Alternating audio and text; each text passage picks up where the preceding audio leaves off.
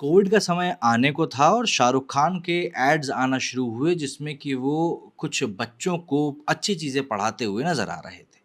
अब ज़ाहिर-सी बात है उस समय लोगों को काफ़ी ज़्यादा कौतूहल था क्योंकि ऑनलाइन स्टडी का क्रेज़ बढ़ रहा था और बायजूस नाम की नई कंपनी अंदर घुसी चली आ रही थी, जिसका कि ब्रांड एम्बेसडर और कोई नहीं शाहरुख खान खुद बन बैठे थे। लेकिन किसी ने नहीं सोचा था कि कोविड खत्म होते-होते इस कंपनी का भी बंटाधार होना शुरू हो जाएगा। आज की तारीख में बात ये है कि लोग सिर्फ ये नहीं बोल रहे हैं कि बबल बस्ट हो गया है, बल्कि ये बोल रहे हैं कि बबल बस्ट होने के बाद बची-कची हवा भी पूरी की पूरी निकल चुकी है। कहने का मतलब ये है कि बायजूस ने आसमां से ज़मीन तक का जो सफ़र है, वो पूरा का पूरा तय कर लिया है। दरअसल एक समय था जब इस प्रकार की कंपनियां सीधे ऊपर की तरफ जा रही थीं।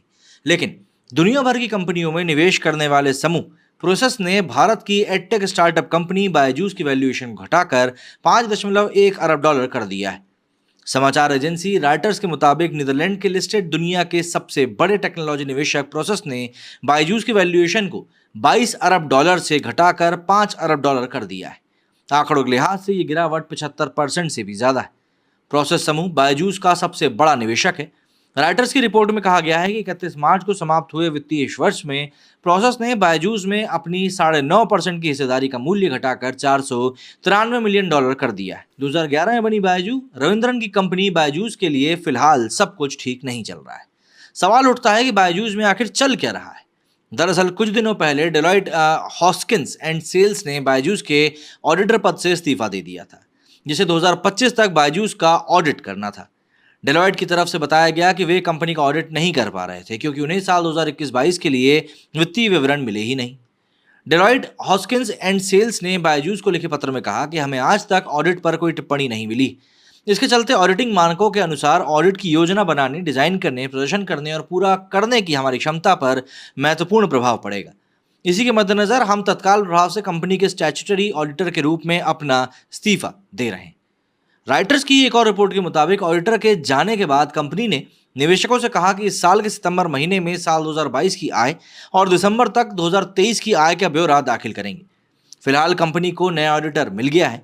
कंपनी ने बीडीओ की 5 सालों के लिए ऑडिटर के रूप में नियुक्ति करी।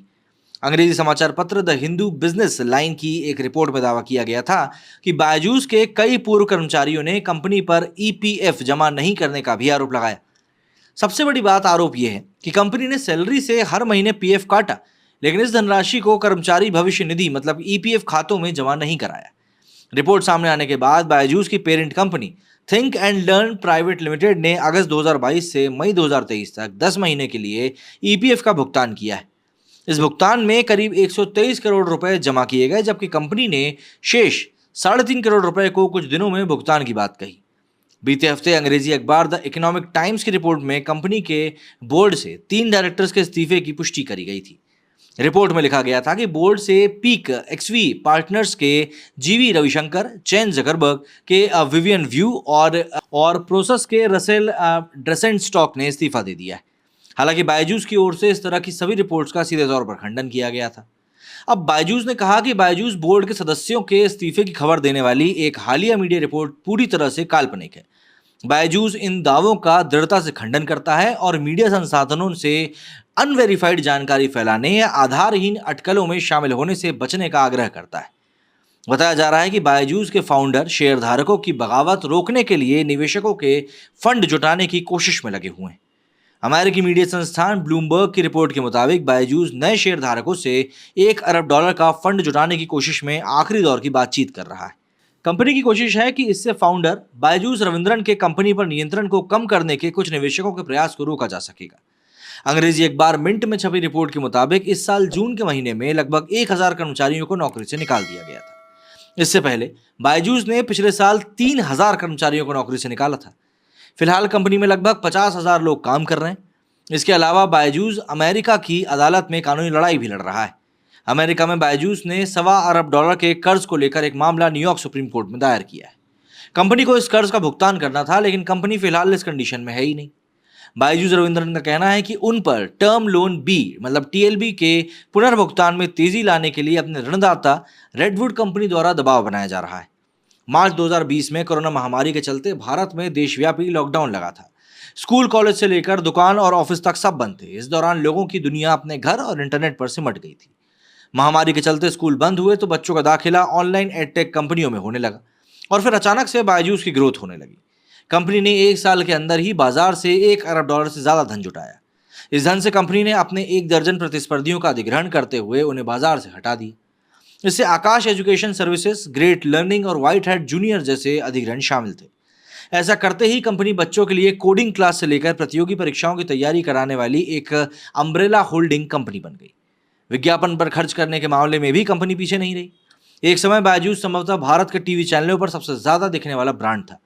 बॉलीवुड अभिनेता शाहरुख खान कंपनी के ब्रांड एम्बेसडर हैं, जबकि बायजूस के coding platform white hat junior के ब्रांड एम्बेसडर खुद ऋतिक रोशन थे। कंपनी इतने पर ही नहीं रुकी और फिर नवंबर 2022 में छटनी के माहौल में बायजूस ने जाने माने फुटबॉल खिलाड़ी लियोनेल मेसी को ग्लोबल ब्रांड एम्बेसडर बना दिया। इसके अलावा भारतीय क्रिकेट कंट्रोल बोर्ड, आईसीसी और फीफा के साथ भी ब्रांडिंग पार्टनरशिप करी।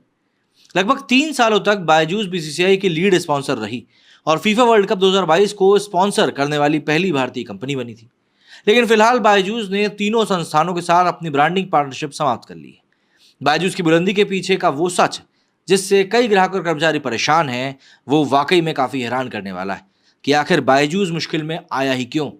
दरअसल लगातार मुश्किलों से जूझ रहे बायजूस के बारे में ज्यादा जानकारी के लिए बीबीसी ने पत्रकार और रिसर्च कंपनी मॉर्निंग कॉन्टेक्स्ट के सह संस्थापक प्रदीप साहा और एंजल निवेशक बिजनेस मॉडल के आलोचक डॉक्टर अनिरुद्ध मालपानी से बात करी थी।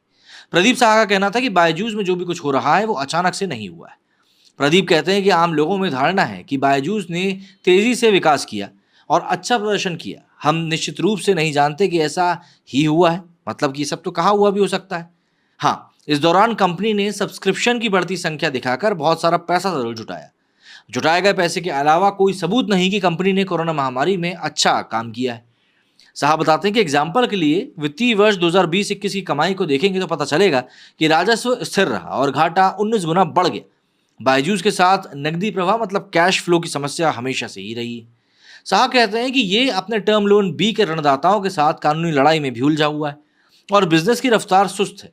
जब तक कंपनी वित्तीय वर्ष 2022 और 2023 की रिपोर्ट दाखिल नहीं करेगी तब तक हमें इसकी कंडीशन पता नहीं चलेगी। वहीं डॉक्टर अनिरुद्ध मालपानी का कहना है कि ग्राहक और कर्मचारियों के साथ दुर्व्यवहार कंपनी के संकट की एक बड़ी वजह है। डॉक्टर अनिरुद्ध कहते हैं कि बायजूस के लिए शुरू से ही एक ऐसा माहौल बन रहा था। उन्होंने बाजार से लगभग एक समय पर लगातार पैसा उठाया और अगर उनके पास पैसा नहीं होता तो वो काफी पहले एक्सपोज हो जाते।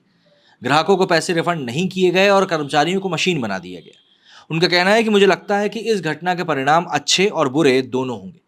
ये एक बड़े एडटेक स्टार्टअप की दुखद कहानी बनकर रह जाएगी। सबसे अच्छी बात यह है कि लोग इससे सबक लेंगे और वैल्यूएशन की ओर ध्यान न देकर वैल्यू को चुनेंगे। अब यहां पर एक बात कर लेते हैं कि आखिर बायजूस के पास ऑप्शंस क्या बचे हैं। समाधान के सवाल पर प्रदीप साहा का मानना है कि कंपनी अगर मुनाफा कमाने में सफल रहती है तो निश्चित तौर पर वापसी कर लेगी। बायजूस अपनी परेशानियों से बाहर आ पाएगी या नहीं, ये कई बातों पर डिपेंड करता है। पहला, अमेरिका में टर्म लोन बी संकट को कैसे हल कर सकते हैं। दूसरा, क्या वेंचर कैपिटल फंड से और धन जुटा सकते हैं या नहीं। तीसरा, कितनी जल्दी ये प्रॉफिट कमाने की कंडीशन में पहुंच सकते हैं। और सबसे जरूरी, आकाश के आईपीओ को कितनी जल्दी ये लोग मार्केट में ला सकते हैं। डॉक्टर अनिरुद्ध मालपानी का कहना है कि बायजूस हो या कोई और एडटेक स्टार्टअप, अगर अपने निवेशकों की जगह ग्राहक को प्राथमिकता देते हैं तो निश्चित तौर पर एडटेक स्टार्टअप सफल होंगे। डॉक्टर अनिरुद्ध का कहना है कि जैसा कि कहा जाता है कि भविष्य अप्रत्याशित और अनिश्चित है, बायजूस के पास खुद का ओरिजिनल आइडिया नहीं था। बायजूस से पहले अनअकैडमी एक स्थापित ब्रांड बन चुका था। अगर हम अभी की बात करें तो भारत में एजुकेशन सिस्टम पैसा बनाने की मशीन बन चुका है। इसलिए मैं उम्मीद करता हूं कि सोशल एडटेक एंटरप्रेन्योरशिप के पास अभी आगे बढ़ने का मौका है और बाकी एडटेक कंपनियां इस दिशा में सोचें तो बेहतर रहेगा। दोनों ही जानकार का मानना है कि इस बात पर एकमत भी नजर आते हैं कि बायजूस को इस संकट से उभरने के लिए अपने इन्वेस्टर्स के साथ साथ ग्राहकों का भी विश्वास जीतना बहुत जरूरी है। तो ऐसे में बायजूस का आने वाले दिनों में और कितना नीचे जाना होगा ये हम समय के साथ देखेंगे। मेरे स्टूडियो फिलहाल इतना ही। जय हिंद, जय भारत।